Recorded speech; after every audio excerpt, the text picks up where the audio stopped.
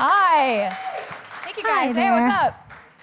Hi, Amy. Hey, Laura. Congratulations, your album released today, Dream Too Much. This is so fun. So, did you think you'd be here talking about a kid's album today? I knew this morning that I would be, but I didn't know it last year. I was just standing back there watching that video, thinking how cute and funny it is to be here doing this. This is so awesome, so different. Thank you guys for being here and supporting me through doing something so different. It's so cute. So, why don't you tell us a little bit about why you did this kids album and how this idea started? Well, I have a 2-year-old named Jack, and he is the inspiration for all of it. We sing a lot of songs around the house. I sing a lot of songs around the house. He says a lot of hilarious stuff. I sing it back to him from time to time. And that's a lot of what this came from. It also came from just connecting, to my own childhood through watching him go through his childhood. Part of what's so fun about it is that we get to kind of experience things for the first time together. There's so much that we take for granted as adults, Just like, I don't know, bees. They're just bees. To him, they're so fascinating, like how they work, the way they go and they get the pollen and what nectar, bees too. He's talking about nectar and the hive and honey and bees and how they do that. And wow, the bees, better look out, they might sting you. Just so cute and fun. So he's inspiring me all the time, and that being able to connect on that level, that's what this is. So tell us about, the writing process and the recording of the album. I understand you had a little bit of help, maybe? Yeah. It's my dad is here, actually, in the back, right over there. John Lee, ladies and gentlemen. So growing up was very musical for my family and for me. My dad plays a lot of instruments, and we heard a lot of music growing up. Jack is the first grandkid, and I know that my dad wanted to record some things for Jack to have.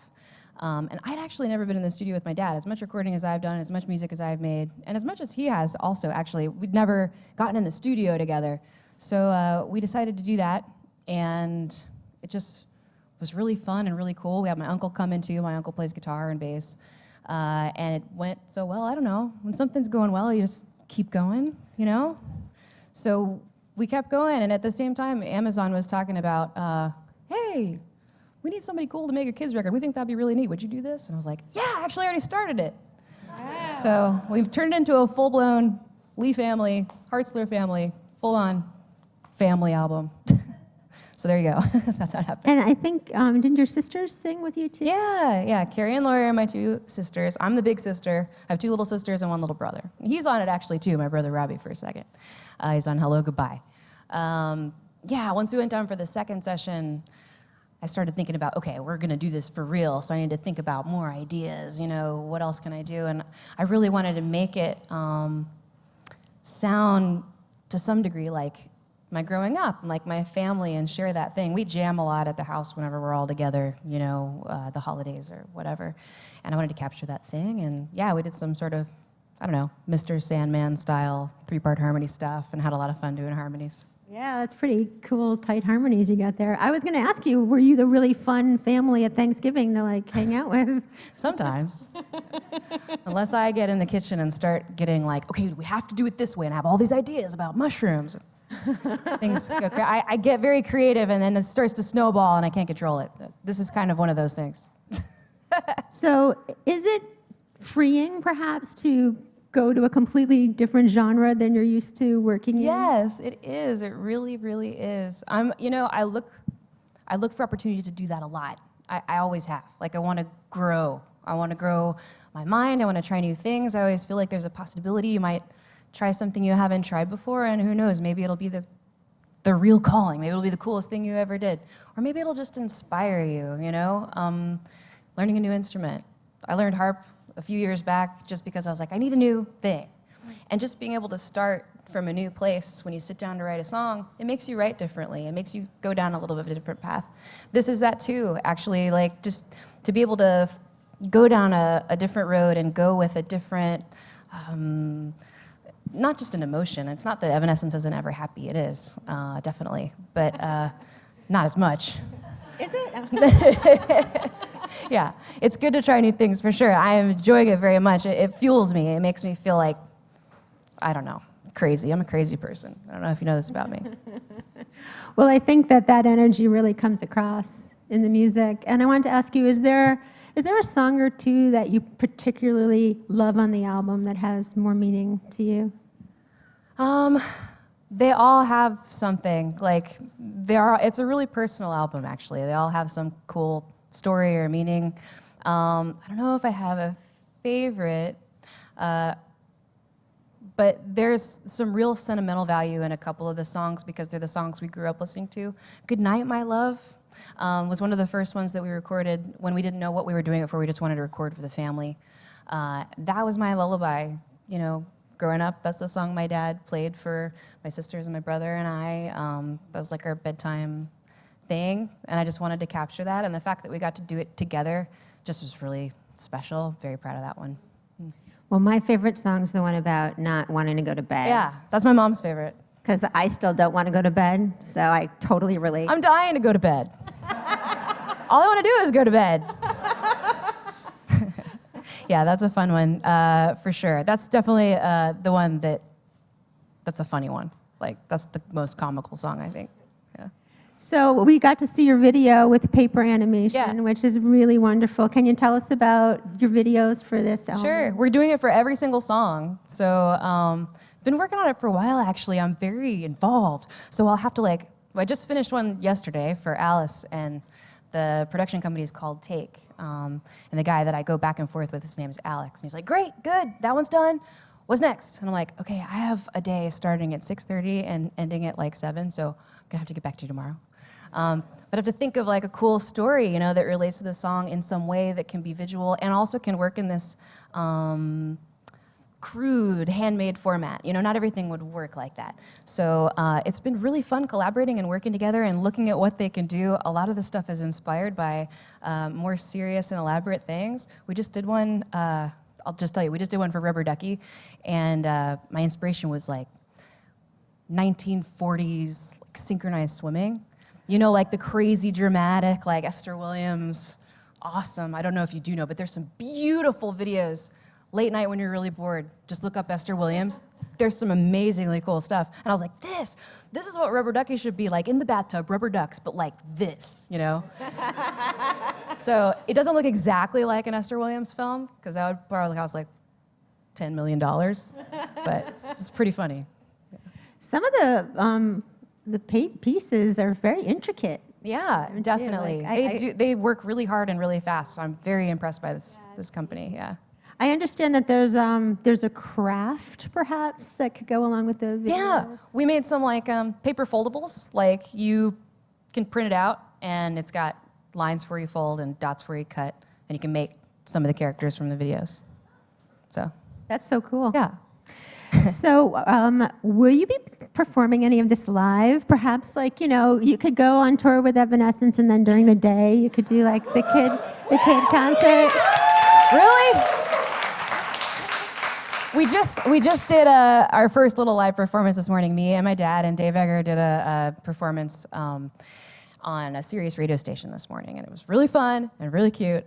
But the thing is, everybody else in my family have real jobs and have to make real money. I don't think I could take them on tour. I don't think I could afford them. I mean, I actually have a lot of projects going on that I'm working on, so we'll have to see how it goes. I don't know. I think people would pay to see you play that and bring their kids. When something comes up to do, we'll do it. Because people pay a lot of money for stuff for their kids. I'm just saying. Good. Not to try to. And speaking of kids, so you're a mom now. You've got a 2-year-old son, and I just was wondering, what's your take on music lessons? Are there mandatory piano lessons in his future? Mandatory? Well, I'm not going to tell him what he has to do, but I'm definitely going to encourage him that it would be a gift to him that he could pick one, whatever he wants, and we'll let him take lessons for whatever that thing. I think it's important that it's something that you feel like as a child that you want to do. I'm interested in tenor sax. Oh, don't be that. I'm interested in, whatever. and go, okay, cool, that was your idea. Now we're going to push you to like try that out. And you know what? If it doesn't work, cool, we'll try something else. But I'm not going to force them to take piano. I would definitely let Jack play whatever instrument he wanted. It seems like he really likes drums. What about you? Were you into it as a kid? Yeah, I begged for piano lessons. But then again, I didn't always love practicing. So I liked writing my own music. It's like, okay, but you have to practice that annoying song if you want to get better. So I play by ear a lot, and since I could play by ear really well, I cheated a little bit my way through piano lessons to the point that I could be a better piano player, definitely a better sight reader, or back then anyway, like if I'd just done the work. But, you know, when you can listen and go, oh yeah, it's doing that thing, you know, cheated. So, next question. I wanted to ask you, you know, I was there at the Golden Gods Awards when you were given the award for, I think it was Best Rock Vocalist back in 2012. And I was really rooting for you, partly because you're awesome, but also because you were one of the only women in the room. So I just wanted to ask you, you know, have you encountered a lot of challenges being a woman in rock music? I'm a woman. I'm also short, and I also have a very, like, kind of baby face. So I've always felt like I sort of have to struggle with getting respect. Not with people being nice to me. That's not so hard. But to feel respected, like, as a true musician, writer, composer, engineer, like, producer, all those things that people don't want to put to the face of, like, you know, a cute little girl. So that's the fight. And I used to feel like I had to really make that known and fight that fight and do everything myself. And I've relaxed a little bit now because I feel like I've proven myself and I feel confident, I know what I can do, and I also know that sometimes it's still really cool to collaborate and let people help you, because then you can learn, you know, to be better. If you're always just working in a vacuum, you can't really improve past a certain point. So yeah, there's challenges there, and part of it is about being a woman, but you just have to tune everybody else out and then at the same time not go the other way and be so, I can do this all by myself, that you don't let yourself open up and learn. Yeah. So there's somewhere in there, in the middle.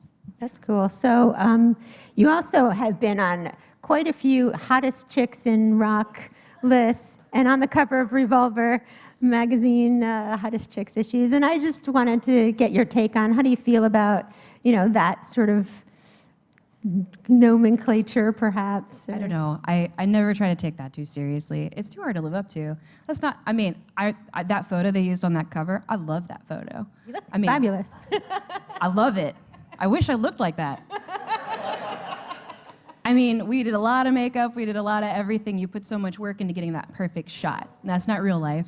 And even, you know what? The shoes I was wearing to make me tall, because that's like, you know, really flattering when you wear like really, hurt my feet so bad. Like by the end of it, I was like, I'm not wearing these. And I was barefoot, just like standing on my very tiptoes. So like, it's funny when if you could ever pan out of a perfect photo and see all that's going into like the hair perfectly blowing and the feet being in just the right place, and like there's actually no shoes on the person's feet and somebody like blowing air on them and stuff. Yeah, you can't take that stuff too seriously. It's not really real. I agree. So, I mean, I would consider you a role model, actually, for girls and other women out there wanting to rock. Do fans approach you and tell you that they're inspired by you? Yeah. That's really awesome. I was talking to my dad about it. We've done this whole press day together. He's never gotten a tag along. We were talking about, I don't know how it started that we were talking about it, but doing what I do, especially when it's a day like today, it's so easy to let it just be like, it's all about me, look at me, what do I like to eat for breakfast? And I hate that. Like, you can't let that become, like, that's not enough. That wouldn't keep me going. That wouldn't keep me wanting to do this. And there's something really great and really special and really motivating about the part where people get to come to you and tell you what it did for them, you know, and how it means something special for them or help them in some kind of a positive way. That's the thing that makes you want to keep going even when sometimes you don't want to keep going. Thanks. So aside from, you know, your career in children's music, you have this side project, Evanescence. Right. And I'm sure we all want to know what's happening with Evanescence and what's coming up with the band. Sure.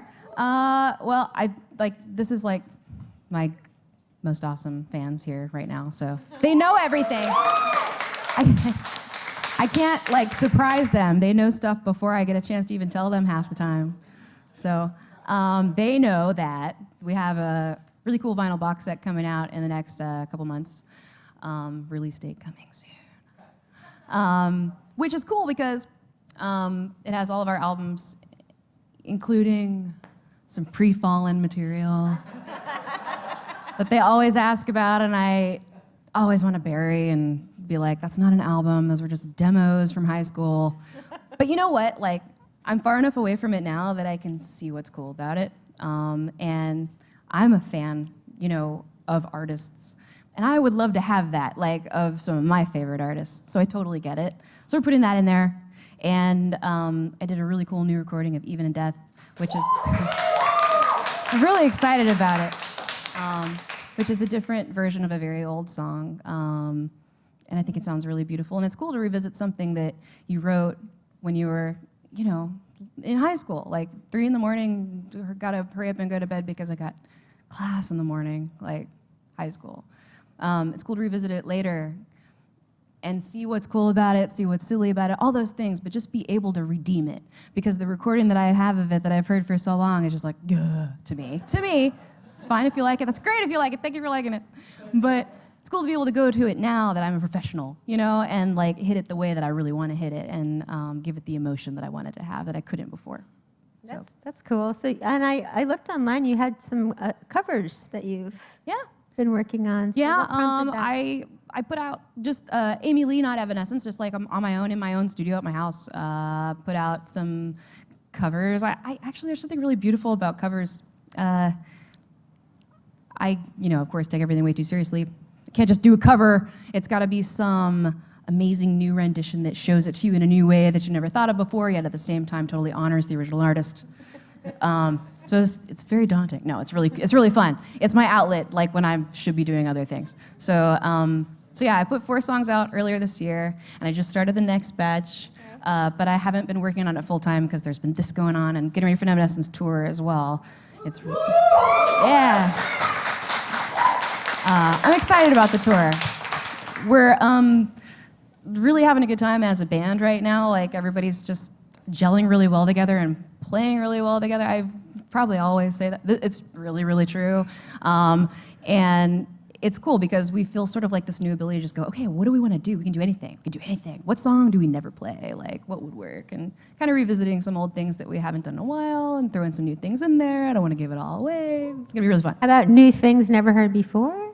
Yeah. Maybe. Wait till we get, okay, look. That's the plan, but we haven't been to rehearsals together yet, so we'll see if I blow it or not in the rehearsals. Yeah. We'll make it fun. It's going to be good. It'll be all your fault. Yeah, blame it on me. Such a guilt-free. So in addition to all these things in your spare time, I understand you've been working in film and doing some film. A little bit, the music of the film. The music of the film. Not an actor. Yes. Yeah, I did this really awesome song that I'm just waiting to put out, and it's not really up to me. There's this really cool movie called Voice from the Stone starring Emilia Clarke, and I'm 99% sure that it's going to be coming out in the first half of next year. And I did the song, the title track, and we filmed this gorgeous music video for it in Tuscany. It's really magical and surreal. I can't wait to share it, but I don't have a date for you, so just have to wait on that. It's coming out soon. I saw that you recorded at Skywalker. Yeah. Tell me about that experience. It was so amazing. I mean, I could take up the rest of our time talking about Skywalker Ranch. You go there and you stay there. It's literally like a ranch, and just imagine like there's redwoods and stuff. Like you're out, you land in San Francisco and you go out into the woods, and it's like wherever E.T. happened or something. It feels kind of like that, or you're like on Endor, and you're just in this lockdown place, and it's all totally secure. So you have a bike, and you live in a little place, and there's a studio, like a beautiful world-class studio with a huge piano and a sound stage. And it's unlocked all night long, and you could just get an idea in the middle of the night, which I totally did, ride your bike down to the studio, let yourself in, sit down at the piano, work on it. It was magical. Yeah, we want that every day, right? Yes. Yes. I would like to live there. So are we ready for audience questions? All right. I don't know if these people have anything to ask. Yeah, they do. Okay. Here. Hi. Hi, how you doing? How are you? Good. Longtime fan since 2003. I've actually seen Evanescence 32 times. Wow. That's why I recognize you. It's like, I know this guy. I got another 3 in the next tour, which I'm really excited for. Awesome. My question is, I mean, you've talked about all these different projects that you have done. Yes. What is something that you haven't done that you really inspire to get to? Ooh, that I really aspire to get to. I don't know. See, every time I have that feeling, usually I start working on it, or at least planning for it. We have some new little plan in store, but I don't want to give it away yet. But there is some new Evanescence stuff that we're starting at. But it's not exactly the most traditional thing. It's not just, okay, we're going to make a new album right now. Not that that's not coming, but first there's something else that's a little bit special and different and going to take you down a different path that we want to try. So, sorry that's so vague. We're okay with that. Okay. Okay. Cool. Other than that, yeah, I don't know. I feel like anything is possible. I think it's important to like keep feeling that way, you know? For sure. Thank you. Yeah. Hi, Amy. Hey. I'm also a longtime fan, so it's an honor to meet you. Thank you for having us. Thanks for being here. I was just curious. I was listening to you talk about the new version of Even in Death, and I was wondering, are there any other pre-Fallen songs you've ever wanted to redo, or was there something special about Even in Death that drew you to that? I sat and listened to Origin and other songs that didn't make it even to that, and I was like, okay, I have to take something from this time that they always talk about that I don't want to talk about, and do it justice so that we can both like it together. And I listened to all of them, and there's good moments in there. It's not that there isn't anything else I don't like. I do. I love it all. The best things, I think, made it to Fallen, you know? So that's sort of what Origin is to me. But Even in Death is a song that I always thought was really beautiful and visual lyrically. And I think that's the thing, like, production's no big deal. You can always re-record a song and make it sound better, but if the heart of it, you know, has something really cool going on at the core, like that could be anything. We could take that and turn that into a whole song. I felt like Even in Death had that more than the other songs. So that's why I chose it. What other ones would I do? I don't know. What's your favorite? Old one? What's your favorite Origin song? I mean, I like Anywhere. I Yeah. love Origin, so I know you're not. That's cool. No, it's okay. I mean, I did it. That's cool. That's cool. Okay, next question. Hi, Amy. How are you? Hey, good. How are you? Good. How are you? Nice. Longtime fan since 2003. Seems to be a trend here. But I was just curious about your new album. I noticed that it's a little short, about 30 minutes long. I was curious, are there any cut songs that you guys have? Or There is one. one? There's a song that I was named after called Amy. It's by Pure Prairie League. And one of the things I wanted to record in the beginning when we didn't know that we were making an album yet was that song. So we've got this really cool version of me and my dad and my uncle doing Amy that isn't on the album, and I don't have a plan for it. It's just ours right now, but I'll probably release it at some point. It's kind of country. You have to get into that. You have to think about that. what if we are? Yeah, you're gonna have to digest that for a second. Maybe that's Warning. a new project for you, country. Amy No, Lee does country.